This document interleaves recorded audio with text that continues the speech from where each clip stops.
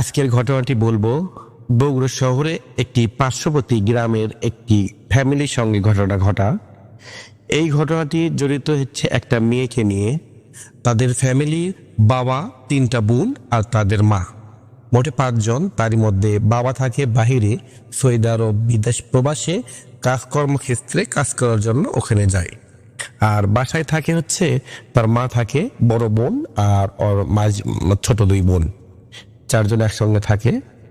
ছেলে মানুষ নেই, কিন্তু ওরা সবাই, মামারা সবাই থাকে আর কি বাসাতে। সবাই একসঙ্গে থাকে, যেহেতু বাবা নেই এই জন্য রেখে দিছে আর কি মেয়েদের দেখাশোনা করার জন্য। তে বড় মেয়ে কলেজে লেখাপড়া করে, কিন্তু পর্দা করে, আবার 5 ওয়াক্ত নামাজ পড়ে, কোরআন পড়ে। কলেজে লেখাপড়া করার ক্ষেত্রে তিনি তো প্রতিদিন কলেজে যেতে হয় না, কিন্তু বাকি 2 বোন, একজন ক্লাস 4-এ পড়ে, আরেকজন ক্লাস 7-এ পড়ে। ওরা স্কুল থাকে সারাদিন, আর মা বাসায় থাকে, আর বোনটা বাসায় থাকে।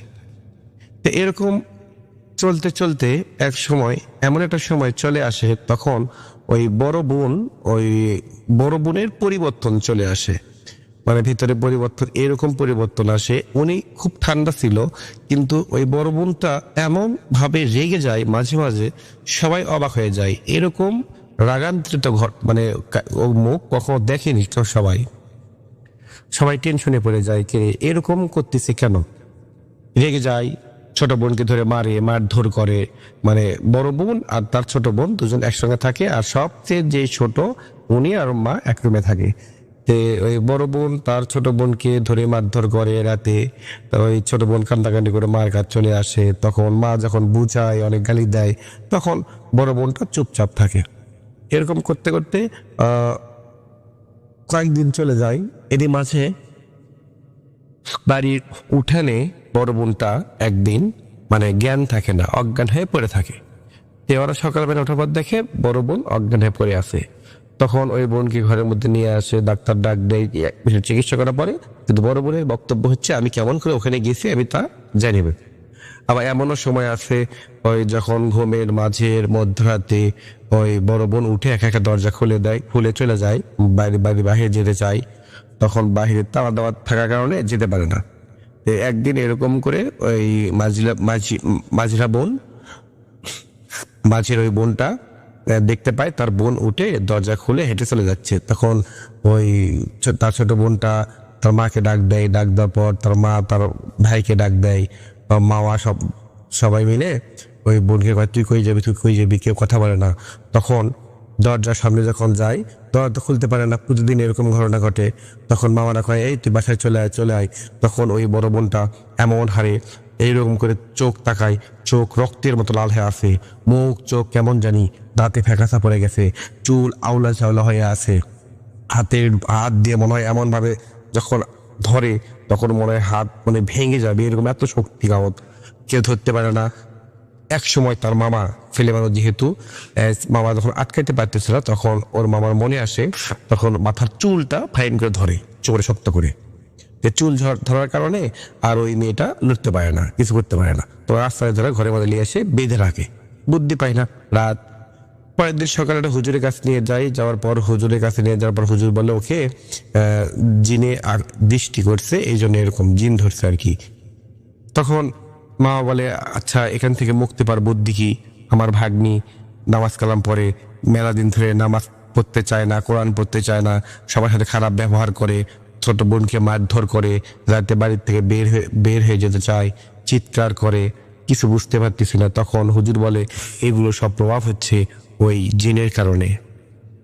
তখন বলে, আমি কিছু তাবিজ দেবো, পানি পড়া দেবো, এরকম করে নিয়ে কয়েকদিন থাকেন, আর 5-7 দিনের মধ্যে আমি আপনাদের বাসায় যাওয়ার পর দেখে আসবো, তখন আমি সব চিকিৎসা শুরু করব, কিন্তু আমার 5 দিন সময় লাগবে।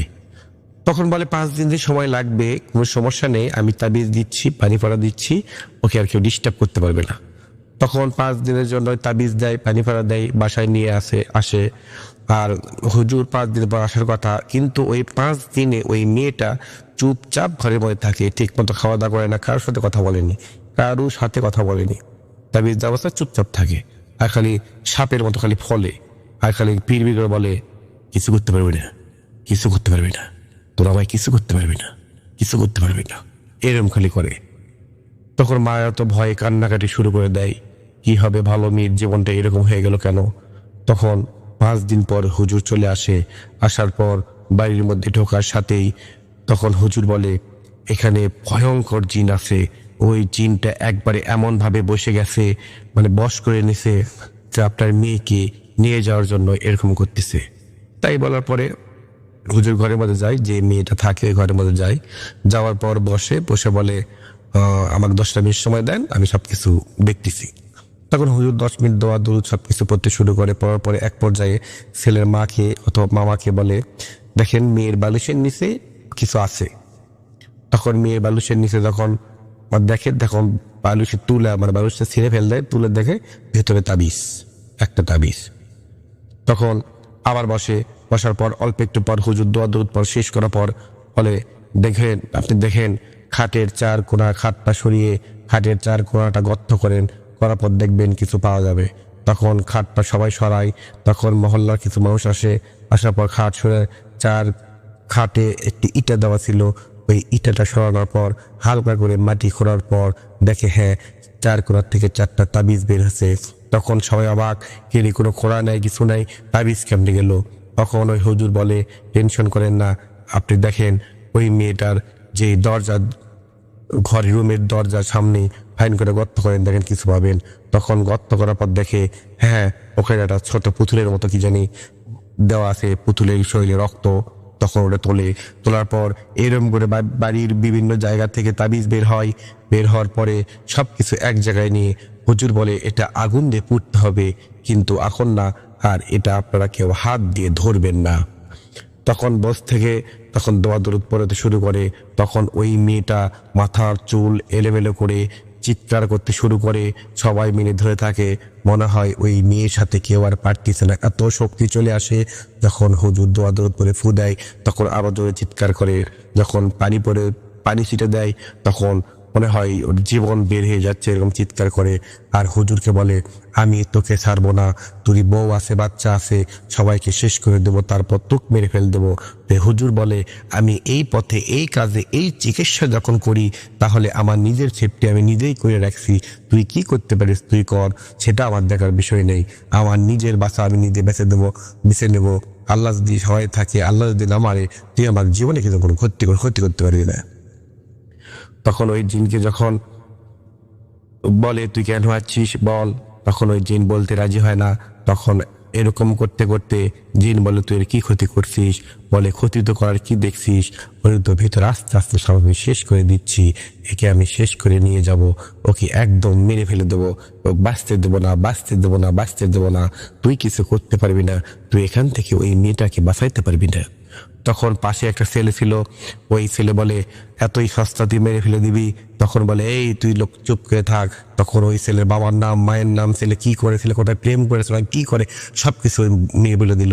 তখন ওই ছেলেকে কথা বলে না, কিন্তু ওই ছেলের পাশে যে যতগুলো ছেলেবেলে ছিল, ভয়ে আর তারাও কথা বলে না, কেননা সবার খোঁজ খবর, সবার বাবার নাম, মায়ের নাম, তার নাম সব এই মেয়ে বলে দিচ্ছে। তখন হুজুর বলে, তুই যাবি কি যাবি না সেটা বল। তখন বলে, আমি তো যাব না, আমি একে মেরে ফেলে দেবো, তারপরে যাব। বলে, তুই এর কি কি ক্ষতি করছিস? বলে, যা যা ক্ষতি করার জন্য দিছিলাম সব তো তুই তুলে নষ্ট করতেছিস, কিন্তু এসব নষ্ট করে তুই কি করবি? আমরা আবার দেব, আবার মারবো, আবার ওকে শেষ করে দেবো। যতবার তুই এই মেয়েকে চিকিৎসা করে ভালো করতে চেষ্টা করবি, ততবার আমরা ওকে শেষ করে দেওয়ার চেষ্টা করব, দেখা যাক কে জেতে। তখন হুজুর বলে, তুই এতই বড় সাহস, তুই সব কিছু করতে পারবি, তুই ঠিক আছে, তুই যদি এই মেয়েকে কোনো ক্ষতি করতে পারিস, তখন আমাকে বলিস, আমি আর জীবনে কবিরাজি মানে এরকম চিকিৎসা কখনো কাউকে দেবো না। তখন ওই জিনটা দাঁত বের করে হাসতে শুরু করে আর বলে, তাহলে তুই প্রস্তুতি নে, তুই এখান থেকে বিদায় নেওয়ার জন্য। তখন ওই হুজুর বলে, আমি প্রস্তুতি নেব, এখান থেকে আমি ঠিক বিদায় নেব, কিন্তু তার আগে আমি তোকে শেষ করে দিই, তারপরে আমি এখান থেকে যাব।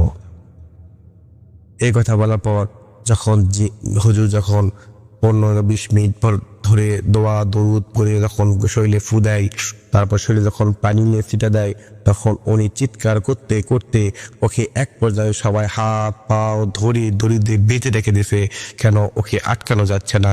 তখন এক সময় ওই জিনটা বলে, ঠিক আছে ঠিক আছে, আমাকে আর কষ্ট দিস না, আমি তোর সাথে পারবো না, পবিত্র কোরআনের সাথে পারা কোনো সম্ভব না। আমি তো আমি যা করছি ভুল করেছি, কিন্তু আমি ইচ্ছা করে করিনি। ওই মেয়েটাকে মেরে ফেল দেওয়ার জন্য অনেক চেষ্টা করা হচ্ছে, আমাদেরকে এই জন্য পাঠিয়ে দেওয়া হয়েছে। তখন হুজুর বলে, কে একে মেরে ফেলে দেওয়ার চেষ্টা করতেছে? তখন হুজুর বলে, নাম বলতে হবে না, তুই শুধু বল ওই কি ছেলে না মেয়ে। তখন হুজুরকে বলে, একটা ছেলে একে মেরে ফেল দেওয়ার চেষ্টা করতেছে। ওই ছেলেকে মেয়েকে পছন্দ করতো, মেয়েকে প্রেমের প্রস্তাব দিছিল, মেয়ে রাজি হয়নি, মেয়েকে বিয়ে করতে চাইছিল, মেয়ে রাজি হয়নি। এই জন্য ওই ছেলে বলছে, আমি ওকে পাবো না, কাউকে পেতে দেবো না, আমি ওকে বাঁচতে দেবো না, আমি ওকে মেরে ফেলে দেবো। এই জন্য ওই কালো জাদু করছে একটা তান্ত্রিকের মাধ্যমে। তখন বলে, কি কি দিয়ে কালো জাদু করেছে? তখন জিন বলে, ওই মেয়ের মাথার চুল, ওই মেয়ের একটু কাপড়, এসব কিছু নিয়ে। কিন্তু ওই এখন আরেকটা জাদু করবে চেষ্টা করতেছে। ওই জাদুটা হচ্ছে ওই মেয়েটার মাসিকের একটু রক্ত নেওয়ার চেষ্টা করতেছে। আর এই জাদু যদি করতে পারে ছেলে, তাহলে ওই মেয়েকে আর বাঁচানো সম্ভব হবে না, সম্ভব হবে না। কেন আমি বললাম? কারণ এই মেয়েটা খুব ভালো, 5 ওয়াক্ত নামাজ পড়ে, মেয়েটা ভদ্র, মন ভালো, এই জন্য আমি এ কথাটা বললাম। আপনি আমাকে যাই করেন না কেন, এই মেয়েটাকে বাঁচিয়ে নিন, কেন আপনি খুব ভালো একটা হুজুর। আমি চাই না আপনি মানুষের উপকার করুন, আমি চাই না কারো ক্ষতি হোক, আমি চাই আপনি এরই উপকার করে এর জীবনটা বাঁচিয়ে দেন। তখন ওই হুজুর বলে, যে সব কালো জাদু করেছে এই মেয়েটার জন্য সব কিছু নষ্ট করে দেয়। তখন সব কিছু নষ্ট করে দেয়। জিনটা নষ্ট করে দেওয়ার পর জিন বলে, নাম কিছু জানতে হবে না, আমি সব কিছু জানি। এসব জাদু আমি যে করেছে তারই উপরে উল্টে দিয়ে দিচ্ছি, তারই উপরে যে লাগবে, আর ওই মেয়েটা সুস্থ হয়ে যাবে। এরপর থেকে যত জাদু করতে যাবে, সব মেয়ে সব জাদু ওই ছেলের ওপর যাবে। তখন ওই জিনটা কালো জাদু করে, কালো জাদু করার পরে ওই কালো জাদু কাটিয়ে দেয়, দেওয়ার পর যাই করছে তার উপর দিয়ে দেয়। দেওয়ার পর ওই জিন বলে, আমার এখন মুক্তি দেন। তখন হুজুর বলে, আমি তোকে মুক্তি দেব, কিন্তু আর কোনোদিন এখানে আসা যাবে না। তখন বলে, তান্ত্রিক তো আমাকে বন্দি করে দিবে।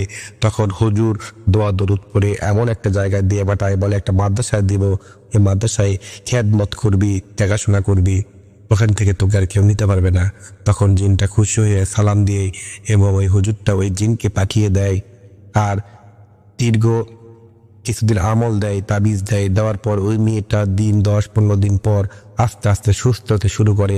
হুজুর চলে যায়, আর হুজুর বলে, আপনার মেয়ের পরিচিত কেউ যদি এরকম অসুস্থ হয়ে পড়ে, তাহলে বুঝবেন ওই কালো জাদু করেছে। আমি নাম বললাম না। তখন দীর্ঘ 15-1 মাস পর একটা পাশের বাড়ির একটা ছেলে এরকম করে অবস্থায় পড়ে যায়। তখন ওই ছেলেটা কালো জাদুর আক্রান্ত হয়ে যায়। এই ছেলেটা পাগলামো করে। তখন সবাই পাড়ার বুঝতে পারে এই ছেলেটা কালো জাদু করছে। তখন মহল্লার লোক খেপে যায় এই ছেলেটাকে মহল্লায় থেকে বের করে দেওয়ার জন্য। তখন সবাই বলে, থাক, ভুল করেছে। তখন ওই মেয়ের বাবা মাও বলে, ভুল করেছে, আমরা ক্ষমা করে দিলাম। ওই ছেলের ফ্যামিলি সবাই ওই মেয়ের কাছে এসে ক্ষমা চায়, মেয়ের বাপ মার কাছে ক্ষমা চায়, ওরা মাফ করে দেয়। তারপরে ওই যে তান্ত্রিক যে জাদু করছিল ওই ছেলেকে তার কাছে নিয়ে যাওয়ার পর ওই তান্ত্রিক বলে, না, আমি এটা চিকিৎসা করতে পারবো না। এরকম করতে করতে এক পর্যায়ে ছেলেটা পাগলের মতো হয়ে যায়। দীর্ঘ 2 বছর পর ওই ছেলেটা আস্তে আস্তে স্বাভাবিক হয়, কিন্তু এখনো থেকে থেকে পাগলামো করে। আর ওই মেয়েটার বিয়ে হয়ে গেছে, সংসার করতেছে, তার বাবা দেশে ফিরে আসছে এইসব কিছু ঘটনা হওয়ার পর। কেননা আরো 2 মেয়ে আছে, সব ব্যবসা বাণিজ্য করতেছে, দেখাশোনা করতেছে। সবাই ওদের ফ্যামিলির জন্য দোয়া করবেন, ভালো থাকবেন, সুস্থ থাকবেন। আপনাদের সবাইকে আসসালামু আলাইকুম রহমতুল্লাহ।